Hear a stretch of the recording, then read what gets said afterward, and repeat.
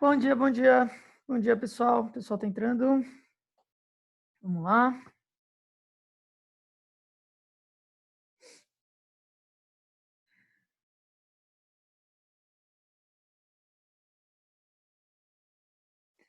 Bom dia, bom dia.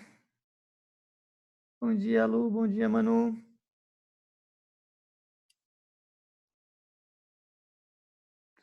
Ana, Eloá, Isa, Nick, Enzo, Estela, Maria Clara, Sofia. Bom dia, bom dia, bom dia. Tudo bem? Tudo bem com vocês? Como estamos? Tudo na paz? Esse friozinho, essa chuvinha? Tudo tranquilo, gente? Com sono? Vocês devem estar indo dormir tarde pra caramba, né? Essa quarentena que a gente fica em casa, não tem a rotina normal como a gente tem. Posso que vocês devem estar indo dormindo lá no meio da madrugada, né? Acorda de manhã tudo com sono. Eu sei como é. Mas e aí? Tirando o sono, de resto tá tudo certo?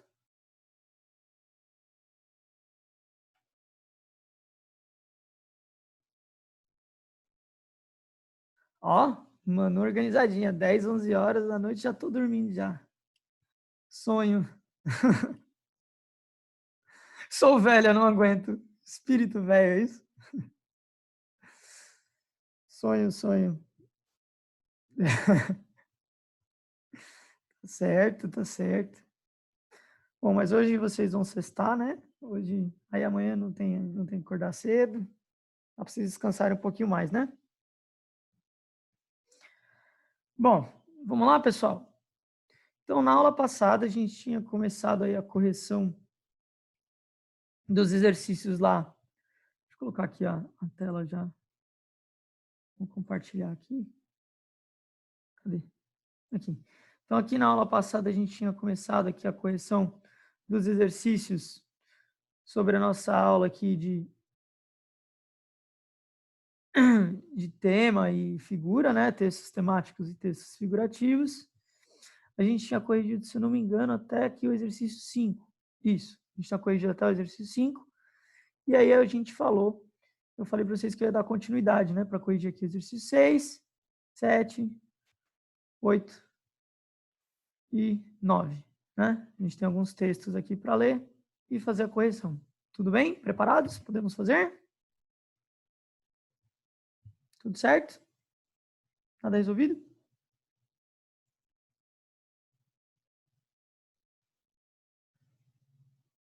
Então vamos lá. Eu gosto muito desse texto aqui, esse texto do tubarão. Eu acho ele muito bacana. Eu acho que ele faz uma crítica bem inteligente aí à sociedade, né? E como que a gente é aí, como vocês dizem, gado, né? Então aqui representa muito essa noção de sociedade gado, né? Só que ele faz uma analogia não com gado, mas sim com tubarões e peixes, né? Mas vamos ler aqui esse texto e aí a gente já faz a correção dele, tá? Eu achei esse texto sensacional, achei ele muito legal. Então aqui a gente tem aqui, ó. Se os tubarões fossem homens, se os tubarões fossem homens. Então, olha lá, ó. Se os tubarões fossem homens, eles seriam mais gentis com os peixes pequenos? Certamente. Se os tubarões fossem homens, fariam construir resistentes gaiolas no mar para que os peixes pequenos, com todo tipo de alimento, tanto animal como vegetal, cuidariam para que as gaiolas tivessem sempre água fresca e adotariam todas as providências sanitárias. Naturalmente, haveria também escolas nas gaiolas. Nas aulas, os peixinhos aprenderiam como nadar para a goela dos tubarões. Eles aprenderiam, por exemplo, a usar a geografia para localizar os grandes tubarões deitados preguiçosamente por aí. A aula principal seria, naturalmente, a formação moral dos peixinhos. A eles seria ensinado que o ato mais grandioso e mais sublime é o sacrifício alegre de um peixinho e que todos deveriam acreditar nos tubarões, sobretudo quando eles dissessem que cuidavam de sua felicidade futura. Os peixinhos saberiam que esse futuro só estaria garantido se aprendessem a obediência. Cada peixinho que na guerra matasse alguns peixinhos inimigos seria condecorado com uma pequena ordem das algas e receberia o título de herói. Olha que texto interessante, gente. Muito legal. Esse texto aqui foi escrito por um cara chamado Bertold Brecht. Acho que é isso, Bertolt Brecht. Né? Ele escreveu aqui esse texto fazendo aí claramente uma crítica a como funciona a nossa sociedade, né? Todo mundo conseguiu entender aí o texto? Conseguiu entender, fazer essa relação aí? Hein, pessoal? Espanta o sono? Responde eu, por favor. Não deixa um pobre professor aqui no vácuo. Ok, beleza? Eloá. Ah, mas é claro, muito bom. Então a gente tem aqui esse texto fazendo essa crítica, né? E aí a pergunta que estava na prova do Enem, lógico que ela foi adaptada, era a seguinte: como produção humana, a literatura veicula valores que nem sempre estão representados diretamente no texto, mas são transfigurados pela linguagem literária e podem até entrar em contradição com as convenções sociais e revelar o quanto a sociedade perverteu os valores humanos que ela própria criou. É o que ocorre na narrativa do dramaturgo alemão Bertold Brecht, mostrada. Por meio da hipótese apresentada, o autor. Qual foi a intenção do autor aqui, então? A. Demonstra o quanto a literatura pode ser alienadora ao retratar de modo positivo as relações de opressão existentes na sociedade. B. Revela a ação predatória do homem no mar, questionando a utilização dos recursos naturais pelo homem ocidental. C. Defende que a força colonizadora e civilizatória do homem ocidental valorizou a organização das sociedades africanas e asiáticas, levando-as ao modo de organização cultural e social da sociedade moderna. A D. Questiona o modo da organização das sociedades ocidentais capitalistas que se desenvolveram fundamentada nas relações de opressão em que os mais fortes exploram os mais fracos e evidencia a dinâmica social do trabalho coletivo em que os mais fortes colaboram com os mais fracos de modo a guiá-los na realização das tarefas. Já colocaram aqui a resposta para mim no chat. Alguém mais quer tentar? A Eloá colocou aqui, a Eloá acertou, hein? Não vou colocar aqui na tela ainda, porque eu quero ver se mais alguém tenta. Eloá colocou aqui no privado para mim e ela acertou. Mais alguém? Além da Eloá? Quer chutar? Tá fácil essa, gente.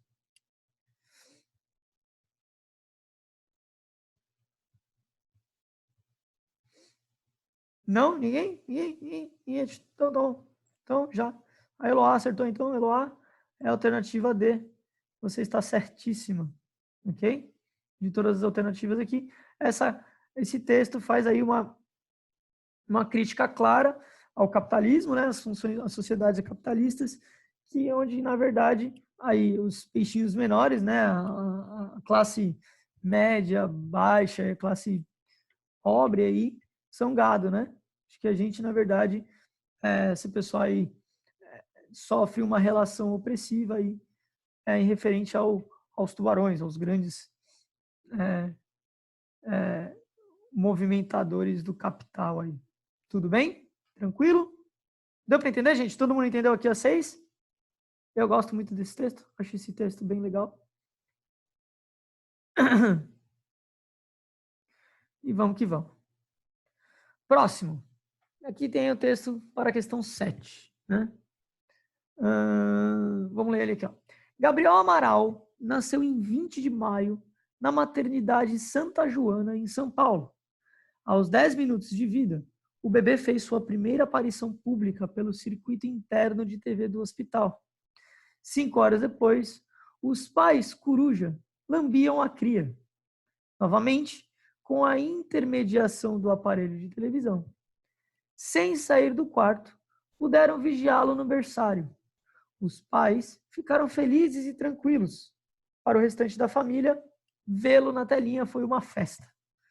O nascimento de Gabriel e sua explosão de imagens mostram apenas que o mundo ao qual ele veio fez da privacidade uma linha tênue.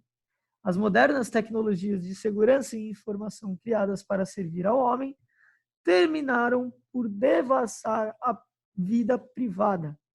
A microeletrônica e a internet arrebentaram definitivamente a porta da intimidade.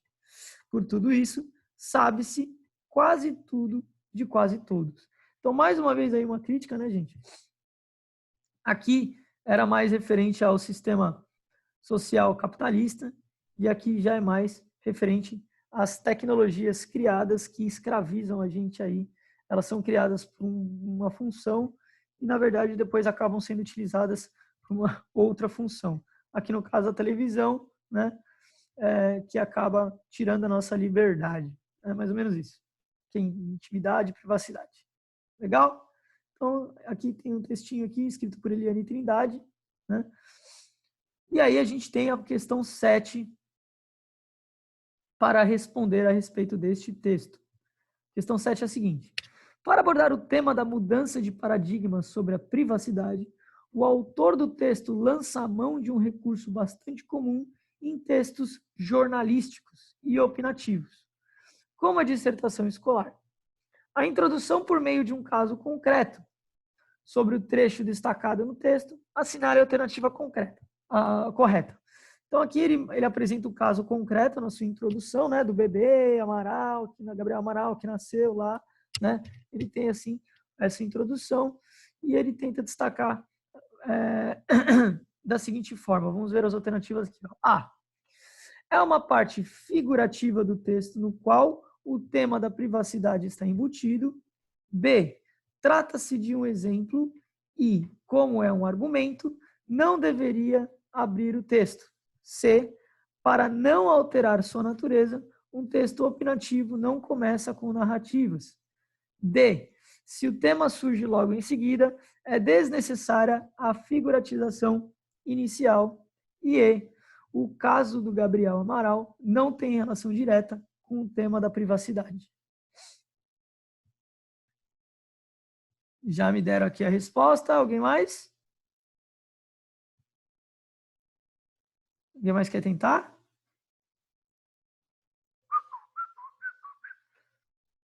Só tem a Eloá tentando, é isso, gente? Quem mais? Que bom, hein?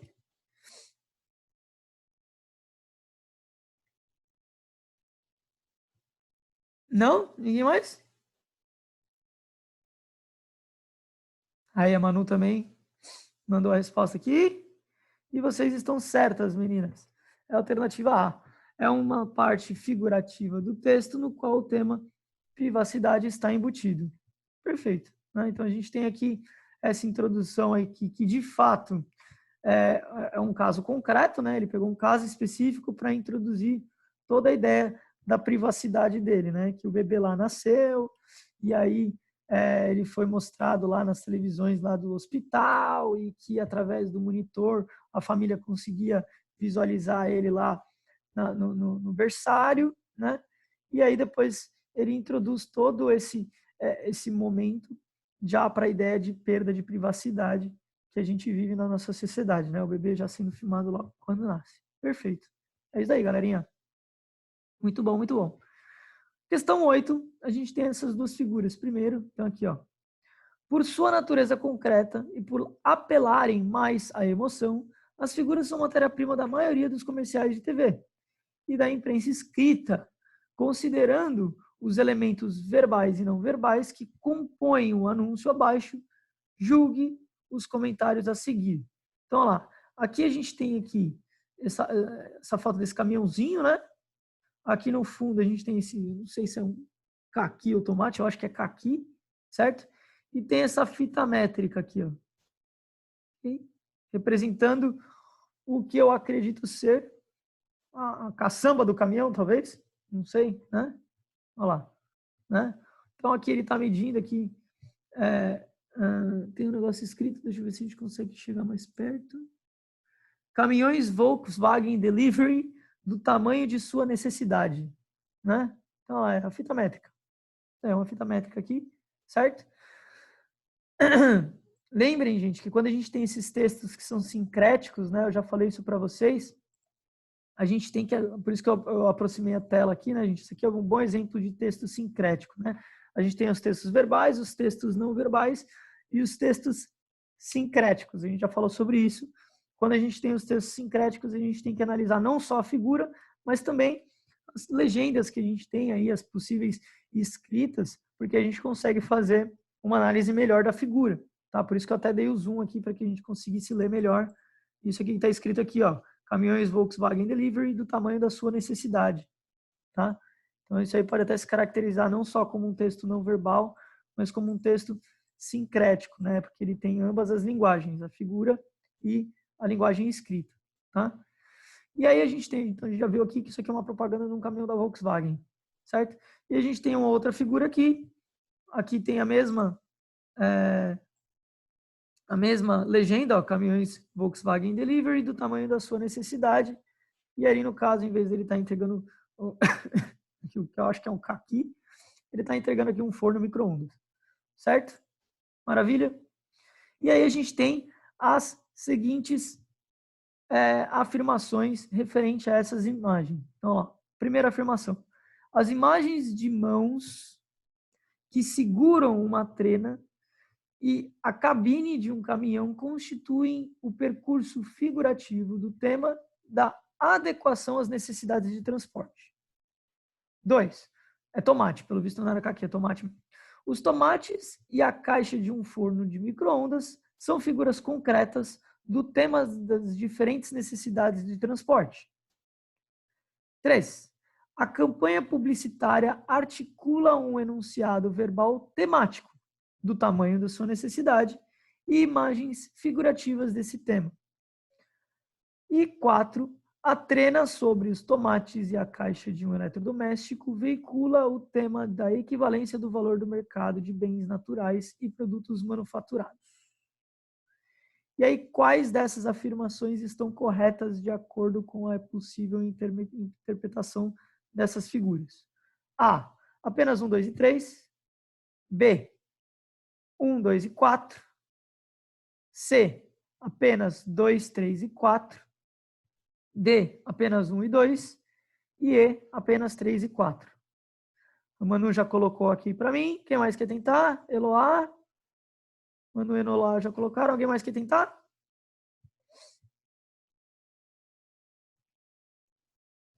Guedes colocou ali. Vamos ver, vamos ver. Manu e Eloá acertaram. Apenas as assertivas 1, 2 e 3 estão corretas de acordo com o tema aí, com o texto, com a interpretação das figuras. A trena sobre os tomates e a caixa de um eletrodoméstico veicula o tema de equivalência do valor de mercado de bens naturais e produtos manufaturados. Não, isso não tem muito a ver com o tema da produção, da propaganda aqui, não. Tudo bem? Tranquilo? Já as orações 1, 2 e 3 estão corretas ali nas suas informações. Belezinha, pessoal? Alguma dúvida a respeito dos exercícios até então? Alguém quer perguntar alguma coisa específica? Acho que está bem tranquilo, né? Então vamos seguir. Aqui o texto para a questão 9. Certo? Vamos dar uma lida nesse texto aqui. A gente tem o texto e depois a gente tem a figurinha aqui também do Papa. Ó. Papa deixa a sala Paulo VI, depois de presidir o sínodo sobre a família no Vaticano. Tá? Então tem aqui, ó, o Papa saindo fora aqui, ó. Uhul! Beleza? Aí, dando um rolê. Não pode, Papa, volta para casa. Estamos em quarentena. Vamos lá.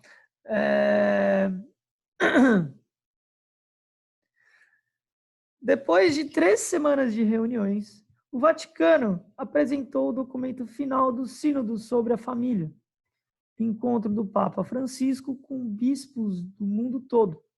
Não houve acordo entre conservadores e reformistas para uma abertura ampla na igreja. Eu digo abertamente, não haverá muito sobre homossexualidade neste documento, admitiu o cardeal austríaco Christoph Schmorn.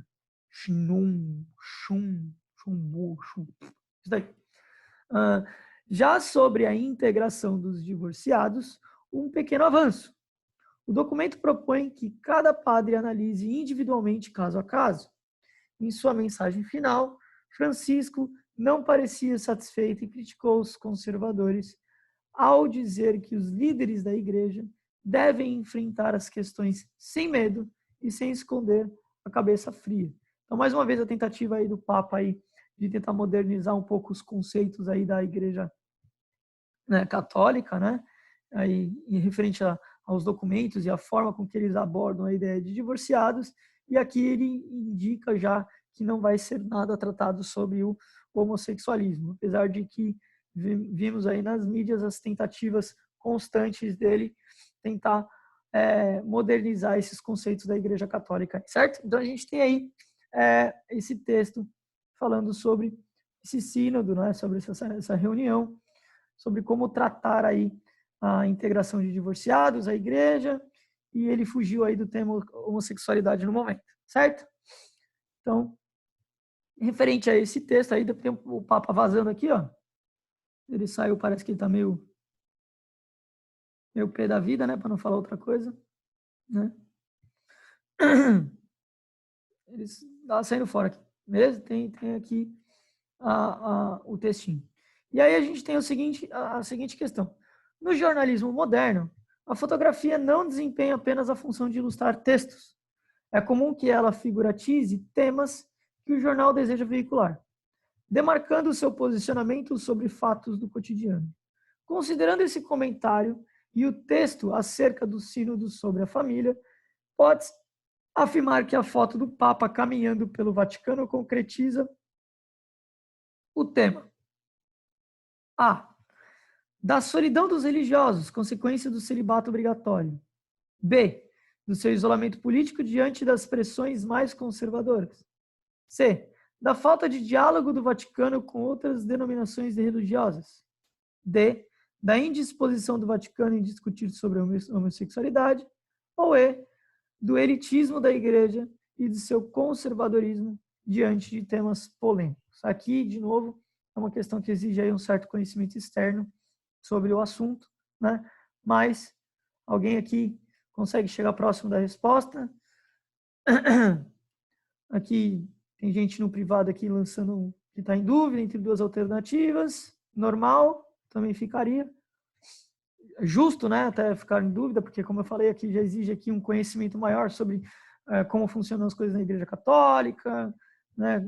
Estar mais antenado aí nas reuniões desses sínodos, né, de integração, as viagens que o Papa faz para tentar trazer o público aí, né? Então as dúvidas aí são aceitáveis nesse caso, tá, gente? Aqui a alternativa correta seria a alternativa B, isolamento político diante das pressões mais conservadoras, né? Então o que eles fazem aqui é do seu isolamento político, tá? Não isolamento político em relação à política em si, mas isolamento político do Papa diante dessas pressões mais conservadoras. Então, o Papa atual, né, o Papa Francisco que a gente tem, ele já deixou bem claro que ele não é tão conservador assim, ele tenta, assim, trazer uma reforma dentro da Igreja Católica, e dentro dessas reformas ele sofre uma pressão muito grande daqueles cardinais que já são mais conservadores, né? Então, caso a gente não tenha esse conhecimento dessa pressão que ele sofre interna da Igreja Católica, ficaria um pouquinho difícil da gente responder essa pergunta, tá?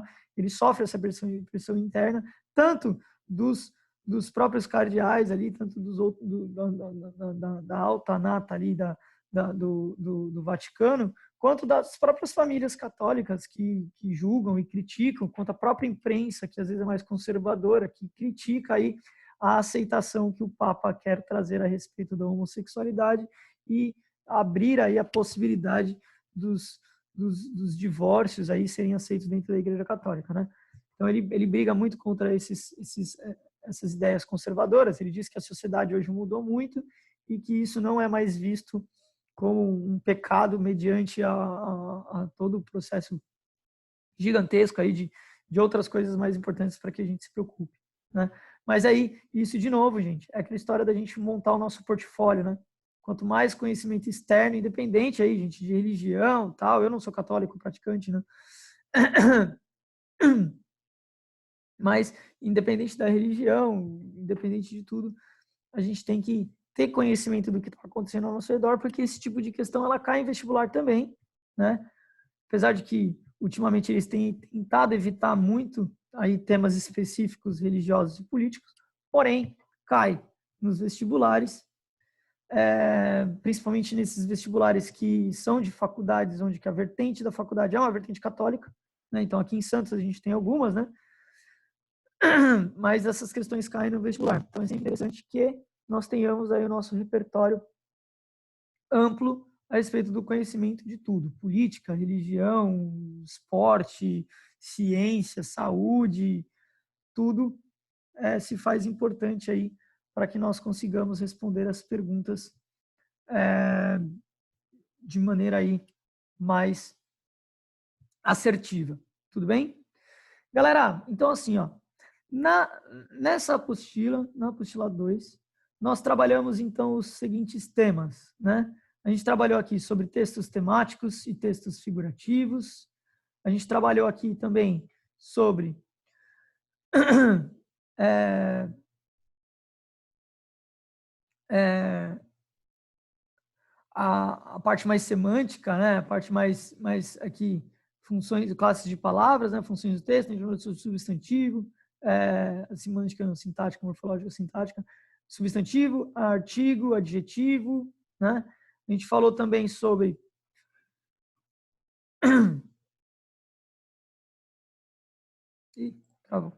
né? Então a gente teve alguns tópicos tratados aqui nessa apostila. Eu quero saber se tem algum tema da apostila específico em que vocês ainda têm dúvida, vocês ainda têm alguma pergunta, que vocês queiram voltar, olhar novamente, dentro do contexto das aulas de gramática e texto. Eu quero saber se vocês têm alguma aula específica, alguma coisa que vocês gostariam de rever.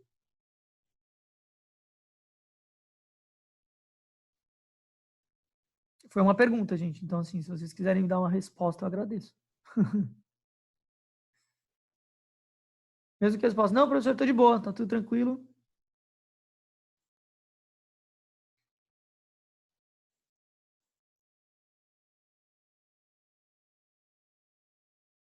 Suave?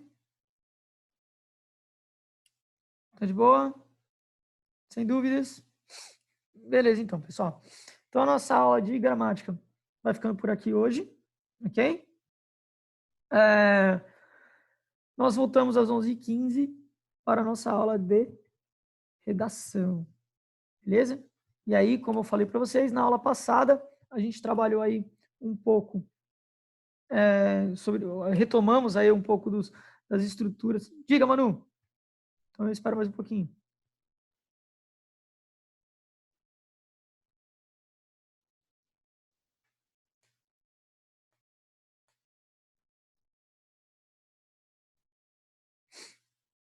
Texto temático. Dúvidas sobre texto temático específico em geral? Quer rever o conceito todo de texto temático e texto figurativo, tá? A gente volta então nesses conceitos então na próxima aula de gramática, tá bom? Sexta-feira que vem a gente volta aí. Eu reviso esses conceitos todos aí das diferenças de textos temáticos e textos figurativos. A gente tem tempo, a gente está tranquilo, então a gente volta, a gente aprofunda um pouco mais. Eu trago um pouquinho do livro-texto para a gente trabalhar na próxima aula, então. Beleza? Para a gente rever aí, ficar bem claro essa questão do texto temático e texto figurativo, quais são as diferenças. Belezinha? Ok. Então a gente volta às 11h15 para a nossa aula de redação. Belezinha, pessoal? Joia? Então a gente se vê aí daqui a pouquinho. Abraço, pessoal. Vou finalizar a aula. Tchau, tchau. A gente volta daqui a pouco.